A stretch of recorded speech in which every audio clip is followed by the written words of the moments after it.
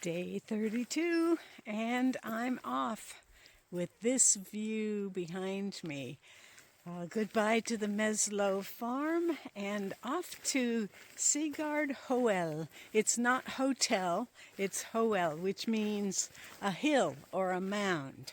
So I thought it might be a little shorter day, but it's a longer day. It's a little over 13 miles. So I'm getting a half hour earlier start today. There's a bit of walking on this road again, but we will take it nice and slow and be cautious of traffic. And it is raining, so I will put my hood up and I will check in with you soon. So the first couple of miles have been very uphill, as you'll see from the map at the end. I hope the map works today. Last night at the Meslo farm, it was a very nice evening. Ingrid came later. She had been working in the field on a tractor all day, and she got dinner on the table, and then said, "I need to get back before the rain comes." And I looked out the window, and she was on a tractor mowing straight up.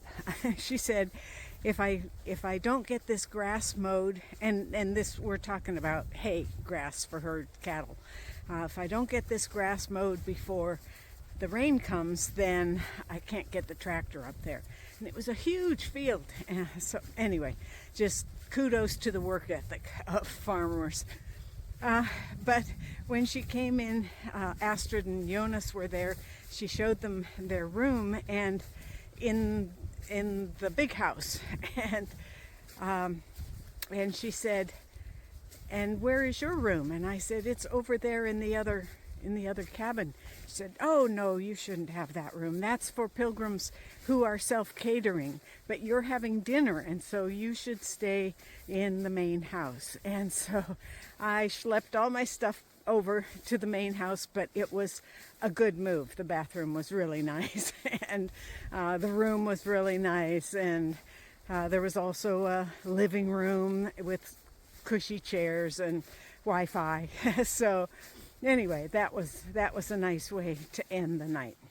Well, I'm going to focus on my hiking today, not so much my yammering, but I'm going to give you a little bit of carolisms. These are three that have come out of this trip. The first one is, I'm going to take a day 19. That means, if you haven't watched all the videos, that means I had perfectly legitimate plans, and now my perfectly legitimate alternative is to do something completely different. And it's okay. My second carolism is, this hill's not going to climb itself. I usually say that when I'm sitting on a rock or on a bench. Okay, Carol, this hill's not going to climb itself. And that kind of gets me off the dime. And the third one is, but I still need to take the lint out of my Velcro strap. Meaning, I am sitting on the bench, and I don't want to get up yet. And so I'm choosing the most inane thing to do, and that is to clean the lint out of a Velcro strap so that it sticks better. Well, those are three stupid carolisms for the day. I'll check in when I'm a little closer to the end.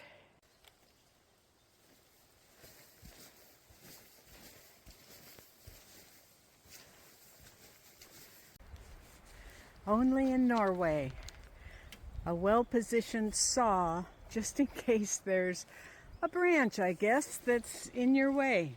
There's a handy saw for you.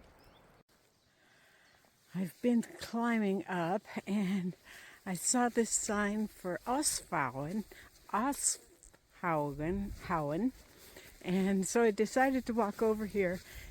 Too bad it's still so early in the day. It's only been less than 2 hours, and it's raining, so there is no view, but you got some little benches here, a place for a campfire, a table up there with a huge view of the valley. Let's see if I can walk over here.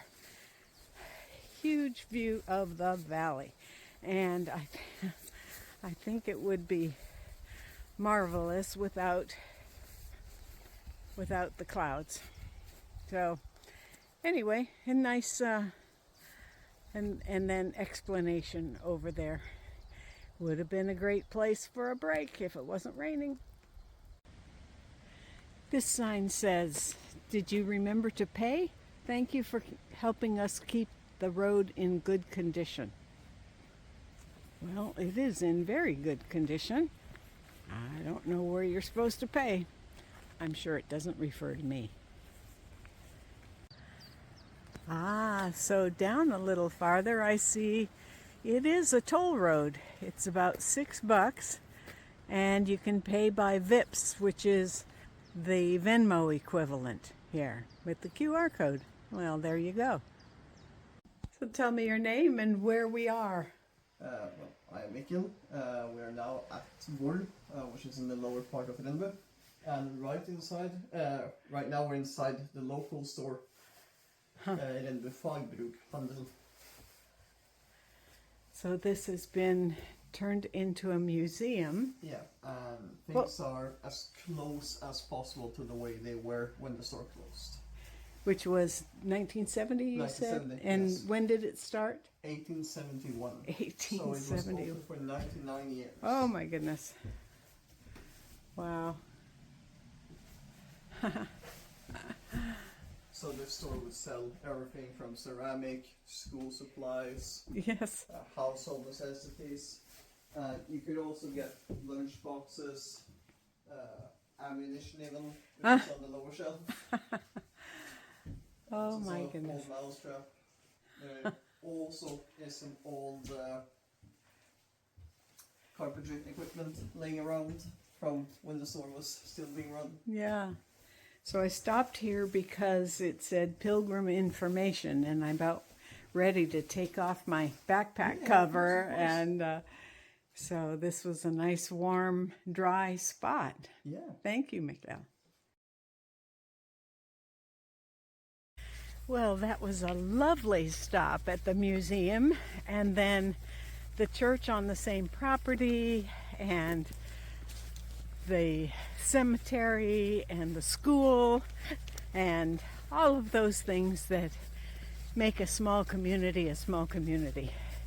Mikkel was very informative about everything Norse, and I had a delightful cup of coffee and biscuits, and I am pumped and ready to go on this next 2/3. Oh, I've just spent half an hour off grid, and this is a welcome sign. I was just up there trying to navigate through those fallen trees and stream, etc. So that is a welcome sign. And here, I guess, is the path. Doesn't look like much of a path here, but I will venture forward. It's obviously not that. So, wish me luck. I crossed this stream about 6 times now. 3 by accident, 3 on purpose. But I am definitely on the right trail, I think. Well, if you have to fall into a stream, that was a good one to fall into. There were so many large flat rocks. I ended up slipping on one and just plunking down. So, landed on my bottom. And I sat there a while. I'm wearing my rain pants, of course, so not that they are 100% waterproof.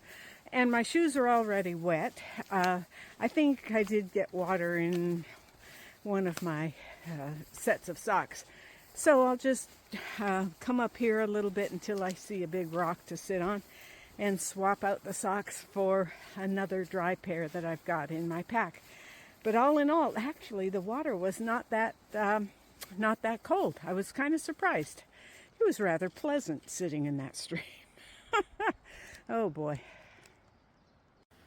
Okay, so here's my dilemma on most days. Over here we have a way marker with a sign that says please close the gate and an easy gate to close. Just put the band on the nail. I don't know. It looks pretty hairy down there. And then over here we have the wide path, but a gate that's impossible to open because it's, I mean, you can walk around it, but I think I'm going to try this wide one for a while, see what happens. No, you can't walk around it because there's barbed wire. So I guess this is the way to go. What am I doing in your field? Well, once again, I am off the route. Let's see, what time is it? It is 12:07. And these guys are saying, go get yourself some lunch and quit bugging us. They were resting peacefully in this field until I came along. Okay, I just came through this gate, which said close the gate. There's the cows, and there's nothing at the end of that field. No markers, no nothing. And this is a path along the side of this property, but again, it goes to nothing. So I think I will go back to this building, whatever it is. It almost looked like a hotel, and I'll ask. I'm not too embarrassed to ask and say I'm lost. Okay, well, we're back to square one.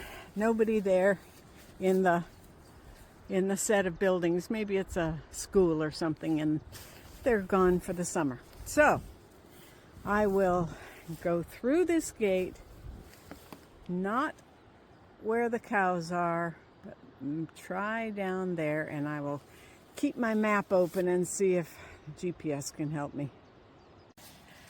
Aren't these just the prettiest cows? Yeah. They're young. They're just a nice variety. And they say, okay, you're keeping off my land. That's a good thing. Now here's another welcome sight. It's the Pilgrim Cafe. Remember how I said we don't go from cafe to cafe? Well, this is just one half of the cafes. I don't know if they're open, but even if they're not, I've got my sandwich to eat, but it would be nice to get another drink. And they've got some chairs and tables outside. So it's time for lunch. Well, that was a cute little place to have lunch. Too bad it wasn't open. It looked really nice inside and comfy. But I sat right here with my sandwich and my quarter of a banana and quarter of an orange from Ingrid today. You don't need much to feel like you're getting fresh fruit. I'm saving my baby fruit for a special occasion. We were talking at breakfast today how fresh fruit is one of the things that we miss the most. Unless you're in a town that has a market and you can get fresh fruit. But just out here, it's more bread and cheese and ham and that kind of thing. So, back on the road again. I've gone 9 miles, and you would think if I have a day of 13 that I probably have 4 to go. Well, my GPS says I've got 5.5 to go. That's because I putzed around in the forest and in the fields, and this was actually the first I've gotten to sit other than the museum and sitting in the stream. But I need to muster my energy here and get back on the road because 5 miles or so, it's going to be a while before I'm in. Big long climb from the road down there, but I believe I'm coming up to my hostel. Segard Hoel.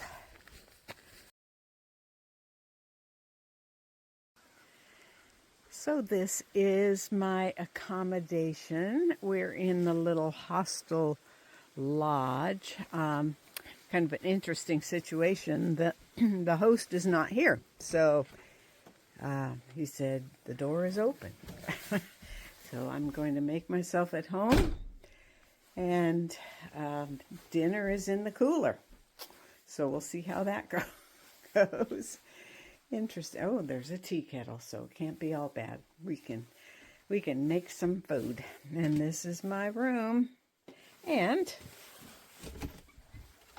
bathroom and shower right here. How much handier can it get?